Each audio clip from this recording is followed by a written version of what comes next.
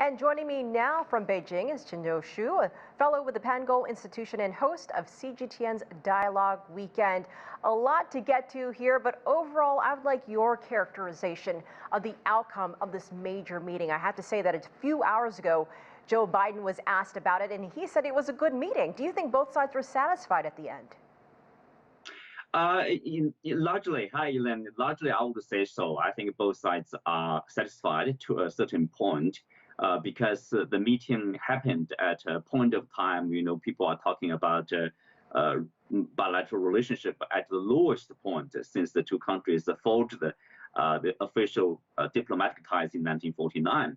And at the same time, we are seeing, a series of issues to be dealt with in an effective way by the two governments. And finally, we have this, in general, almost like a face-to-face talk between the two leaders. And as you mentioned, the length of this conversation, 3.5 hours, shows that, that's in-depth discussion. And they touched upon basically every aspect of the relationship. And according to information so far, from the Chinese side, we know that journalists from both countries, their visa issue will be dealt with successfully. So that's some concrete results. And from the U.S. side, we know that the two countries probably will have this so-called the nuclear talks or the strategic stability talks. From the U.S. perspective, that's some very concrete results. And then I think most people would expect, and probably that's the case. After the summit, the results, the outcome will be put into be implemented. One of that is really about high-level contacts and dialogues, conversations between civil officials and also militaries of the two countries. That would be very helpful to really establish this, this line. Where is the conflict? So what's the confrontation, and how far we can go in terms of competition? And so hopefully that will stabilize the relationship. Very complicated, very comprehensive. But I think if you look at this meeting, both leaders stress very much. This relationship means not only to both countries greatly, but also to the entire world. So do you think that this meeting seemed to lower tensions between China and the U.S.? Is this perhaps the first step in both countries, as you mentioned, working more closely together ahead? We did hear from that meeting yesterday that Biden mentioned he'd like to see President Xi next in person. Yes, both leaders said that they would love to see, to communicate with each other, by phone, virtual way, or face-to-face discussions. So that's very encouraging, I would say. As I said, there are too many issues, pressing issues to be dealt with by the two leaders in a way. But at the same time, we need to be cautious because if you look at the relationship is likely shaped by the U.S. policy toward China. Let's acknowledge that. Since Donald Trump, the U.S. side adopted a different policy toward China, from engagement to a strategic competition. And then, Biden administration basically adopted, continued that kind of policy. And then there is an issue from the Chinese perspective, what kind of competition we are going to have, what rules there will be, both sides will follow in terms of competition. And then that, as Jake Sullivan said, that intense competition requires intense diplomacy. So we're wondering, what that will result in. Probably more discussions. That would be good. That in a way shows that we do need a lot of engagement with each other in order to avoid conflicts, in particular military conflicts that would be devastating for both countries. If you look at the COP26, the joint declaration by the two sides, China and the U.S., that's a great success, big achievement. And that's based on many rounds of negotiation between officials from both countries. So that shows senior, high-level discussions are a necessary part of this relationship.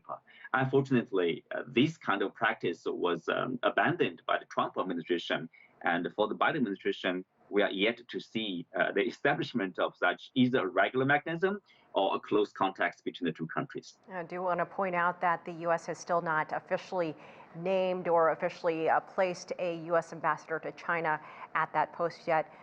We've talked about many different things, but if you had to guess, what are the 2 or 3 most important issues that you think, or areas that you think these two will need to come together more and spend some time working together toward?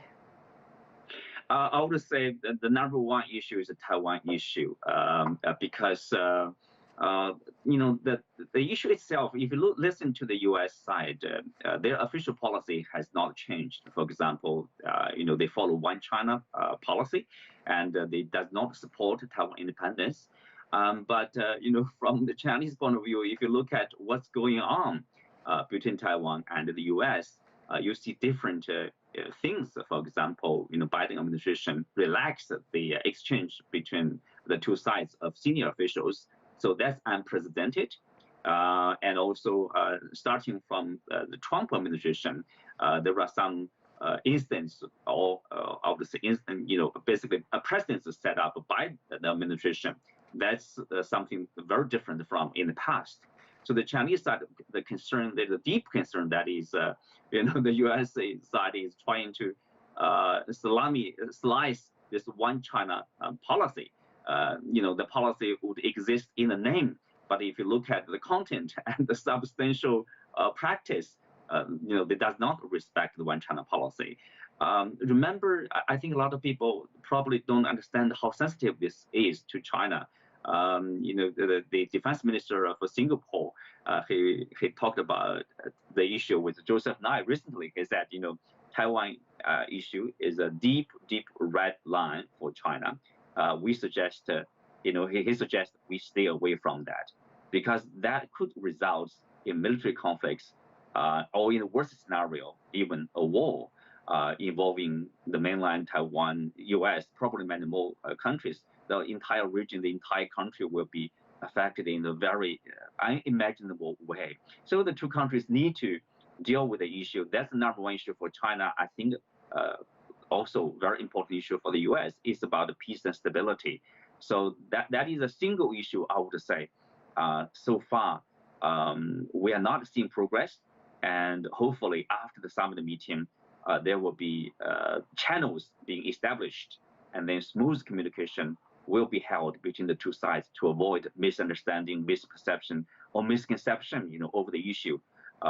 So-called like unintended like conflicts, or even worse. Always great to see you and get your take from Beijing. Qinduo Xu, thank you so much, as always, Thank you, for Elaine. joining us.